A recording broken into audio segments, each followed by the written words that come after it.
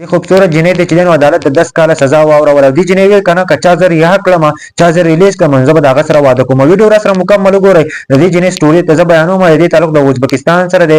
د دې تنها نوم دی ملګرو. د دې تنها نوم ته دا وایي که چا زه هم ریلیز کړم د دې جیل نه نو زه به چې یم د هغه سره واده کوم. د دې سټوري سره دا ولې جیل ته تللې ده او دې سره چې دی نو ولې چې دی 10 کاله سزا اورولې ده. مکمل ډیټیل درسره شریک کوم. دې تعلق د ازبکستان سره دی او دې چې دی نو مکمل سټوري دا ده که نه چې دې په کور کې ګیم کولو او چې کله دې ګیم کولو دې جنۍ وړوکی ورور او هغه چې دی نو ګیم ته نه پرېښودله. جنۍ به ګیم کولو نو دغه هلک چې دی نو دې وړوکی ورور چې و نو به دې کله موبایل اخیستلو نو دې جنۍ ولګېدله او چاړه یې راواخیسته او د خپل ورور چې دی نو په چاړه باندې ووهو نو دا ورور چې دی نو مکمل طور باندې د دنیا نه رخصت شو.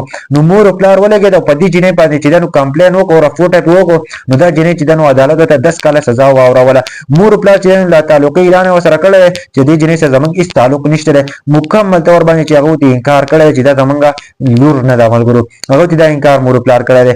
دا سیټ تاسو ته جنۍ ښکاري که نه دا چې دی نو د دې ویډیو دا ډېر زیاته وایرل شوې ده او په جیل کې چې کومه انتظامیه والا ده نو هغه هم دا چې خبره کړې ده چې چا هم چې دا ویډیو وایرل کړې ده نو په دې کې به انکوایري کېږي او دا به موږ چې دی نو ضرور معلومو. د ازبکستان سره تعلق د تنها نوم یې او دې چې دی نو خپل ورور ختم کړی و د هغه په بدله کې چې دی نو اوس دې ته 10 کاله سزا اورولی شوې ده. د ازبکستان چې کوم عدالت دی نو هغه ته سزا اورولې ده. او دې جنۍ دا پیغام جاري کړی چې چا هم زه ریلیز کړم د دې جیل نه چا هم زه رها کړم نو زه به د هغه سره واده کوم. خوبصورت جنۍ ده او د خپل ورور یې وژلی و نو اوس چې دی نو دا خبره کوي. ملګرو په دې باره کې څه وایي ښوونکي کمنټ په ضرور کوئ.